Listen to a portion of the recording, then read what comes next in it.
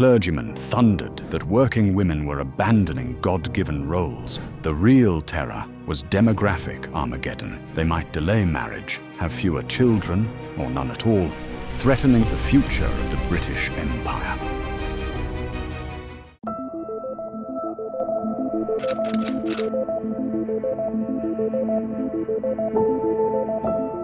You think you know the Victorian era, all corsets and tea parties, don't you? Proper, polite, and utterly predictable.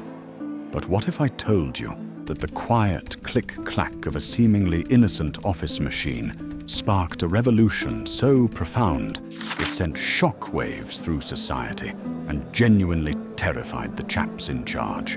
Imagine being told that the future of British womanhood hinged on a keyboard, and that humble little box was about to turn the world, quite literally, on its head. Ah, yes. Picture yourself there, in that stuffy drawing room, raising an eyebrow at the sheer audacity of it all. History's full of these delightful ironies, isn't it? Welcome, my fellow explorer of history's overlooked corners, to the tale of the Typewriter Girls. A story that's not just inspiring, but also, if we're honest, a tad macabre in its undercurrents. You see, this is the story of Victorian women who sought unprecedented economic independence and social mobility through the new technology of the humble typewriter, and in doing so, had to overcome intense societal backlash and moral panic from a patriarchal establishment that feared their burgeoning autonomy. It's a classic case of progress sneaking in through the back door, disguised as a mechanical gadget. We'll explore how these women became a symbol of modern change, igniting a moral panic that painted them as unmarriageable and dangerous. And by the end, you'll see just how desperately the old guard tried to put the lid back on this Pandora's box of female independence, with some truly bizarre results. Trust me, the attempts to rein them in were as inventive as they were absurd, and they reveal a society teetering on the edge of its own self-imposed order. To truly grasp the seismic shift caused by the typewriter, you must first understand the suffocating confines of the world it shattered. For many Victorian women, life was a carefully prescribed affair, offering little beyond the domestic sphere or, for the less fortunate, back-breaking drudgery. The idea of independent financial agency was, for most, as foreign as a dragon in a teacup. Imagine yourself trapped in that cage, options limited to marriage or menial toil, with no room for ambition or autonomy. Rigid, wasn't it? But oh, how that was about to change.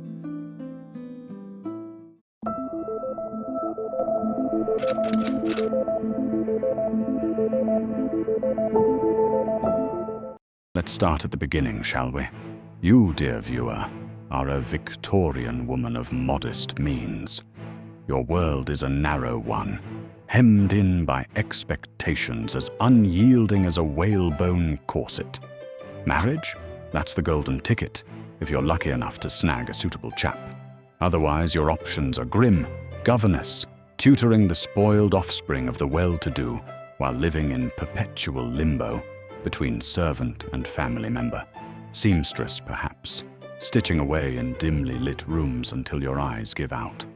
Factory work, with its choking air and endless shifts, grinding down your health for a pittance, or domestic service, scrubbing floors and polishing silver for families who treat you as invisible. Economic vulnerability? That's your constant companion. Public agency? A laughable notion. Women didn't vote, didn't own property independently if married, and certainly didn't mingle in the male bastions of commerce. It was a system designed to keep you in your place, enforced by sermons, social norms, and the occasional raised eyebrow from Aunt Agatha at tea. But then, in the 1870s, along came the typewriter. Clunky prototypes at first. Think Christopher Shoals's early models, all awkward keys and smudged ink, adopted mainly by men for business correspondence. They promised speed and clarity, replacing the painstaking art of penmanship with mechanical efficiency. It seemed simple, almost trivial. A tool for the office drone. Who could have guessed?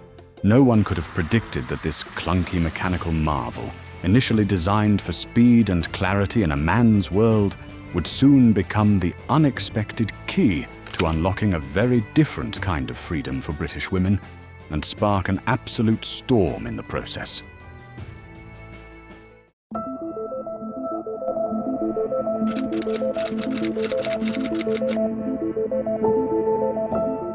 Fast forward a bit, and the typewriter evolves.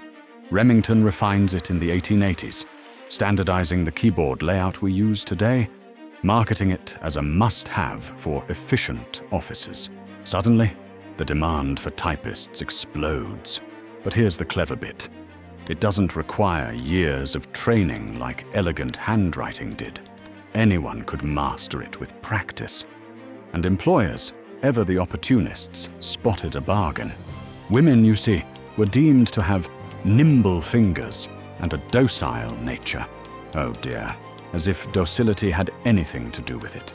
They were cheaper to hire, often at half a man's wage, and just as capable. Secretarial schools popped up like mushrooms after a rain, training young women in typing, shorthand, and office etiquette. By the 1890s, women comprised up to 80% of typists in Britain, flooding into cities like London and Manchester. Imagine it, you, once confined to the parlour, now migrating to bustling urban offices, earning 15 to 30 shillings a week, enough for your own lodgings, perhaps a new frock or two. Financial independence, the freedom to choose your path, to delay marriage or skip it altogether. It was exhilarating, a quiet thrill that must have felt like sneaking an extra lump of sugar in your tea. Suddenly, women had their own money, their own rooms in the city, and a taste of independence. But this newfound liberty was, of course, utterly anathema to the established order. And the backlash wasn't just swift. It was utterly, deliciously absurd.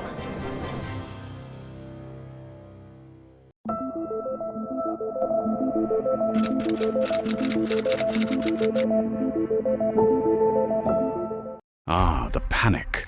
It hit like a British summer. Starts off sunny, then suddenly, out of nowhere, you're absolutely drenched in moral indignation. Newspapers frothed at the mouth. The Spectator warned of typewriter marriages, fretting that men and women in close office proximity would lead to flirtations, scandals, and the collapse of proper unions. Godey's Lady's Book decried the sinful influence of the machine, claiming it lured women into immorality. The typist was painted as dangerous, unmarriageable, corrupted by her independence, a threat to the family unit. Who would wed a woman who preferred ledgers to lullabies? Then came the health scares, as ludicrous as they were inventive. Doctors, male naturally, diagnosed typewriter's cramp, a supposed nerve affliction from repetitive motion, hysteria from mental strain, spinal deformities from hunching, even typewriter face, that pinched look of concentration they claimed made women unattractive. These weren't science. They were weapons, pathologizing ambition to keep you, the aspiring typist, safely at home. It was all so transparently desperate, wasn't it? A way to undermine your capabilities, to insist you were too fragile for the public sphere. Socially, the outcry escalated. Clergymen thundered that working women were abandoning God-given roles, exposing themselves to vice in those dens of temptation called offices. The fear? You'd become fallen, your reputation ruined, your marriage prospects dashed, and beneath it all lurked the anxiety that independent women might not marry at all, upending the social order. As if the physical ailments weren't enough, the very fabric of society seemed to unravel at the thought of a woman earning her own keep. But while the newspapers fumed, these typewriter girls weren't quite done with shaking up the establishment yet. In fact, Their quiet rebellion was about to yield its most shocking truth.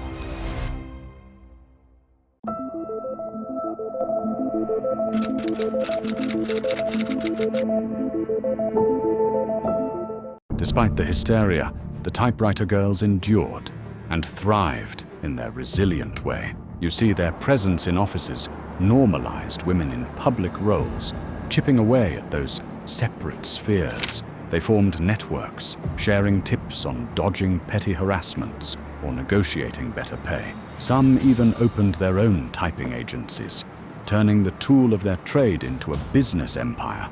Competence? They demonstrated it daily, typing faster and more accurately than many men, proving women belonged in the workforce. It paved the way for suffragettes and beyond, seeding the feminist movements of the 20th century with skills in organization and advocacy. But let's not romanticize it too much. Shadows lingered. The fight for equality was far from over. Wages stayed low, promotions rare, and societal expectations a heavy burden. Many faced isolation, exhaustion, or the sting of being labeled old maids. Yet, in that quiet persistence, they claimed autonomy. One keystroke at a time, a revolution, subtle but profound.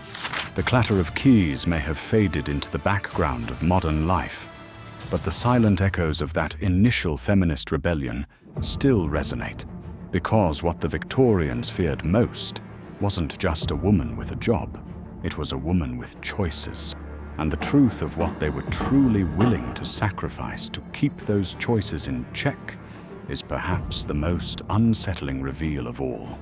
Now, for the payoff you've been waiting for, the truly bizarre results of that desperate scramble to contain the Typewriter Girls. It wasn't just rhetoric. The old guard got creative, and frankly, a bit unhinged. Picture this: proposed laws to restrict typists' ages, insisting only mature women, less threatening, could work, lest young ones get ideas about independence. Dress codes mandated high collars and long skirts to prevent any whiff of impropriety. Even office furniture was weaponized. Some employers installed higher desks or uncomfortable stools to discourage lingering, as if discomfort could quash ambition. But here's the macabre heart of it: the shocking depth of their fear. It wasn't merely about health or marriage.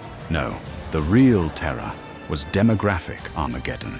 If women gained economic independence, they might delay marriage, have fewer children, or none at all, threatening the birth rate and, by extension, the future of the British Empire. Publications like The Times whispered of race suicide, painting typists as saboteurs of imperial strength. Segregated offices were pushed, with women cordoned off like suspects. One MP even suggested incentives to lure them back to domesticity, viewing the typewriter as a direct assault on the family, the bedrock of empire. The desperate scramble to control these independent women wasn't so different from the last rush at the pub on a Friday night. Everyone scrambling to hold on to something, anything, before last orders. And it all changed forever. Can you believe it? They weren't just fighting a machine. They were battling the end of an era, and their bizarre tactics reveal a society clutching at straws. So, the humble typewriter, a machine initially dismissed as a mere office gadget, became an unlikely weapon in a quiet revolution. It didn't just type letters, it typed out a new future for women, forcing Victorian society to confront its own deeply entrenched fears about female autonomy. The battle wasn't won overnight, of course, but the first decisive shots were fired, click by click. Those once caged women emerged as pioneers, transforming the workforce and laying groundwork for the freedoms you and I take for granted today. What do you make of the Victorian anxieties? Were they truly terrified of independent women, or was it simply a natural aversion to change? Share your thoughts in the comments below. I'm genuinely curious to hear your take on whether the tea was truly spilt or merely stirred.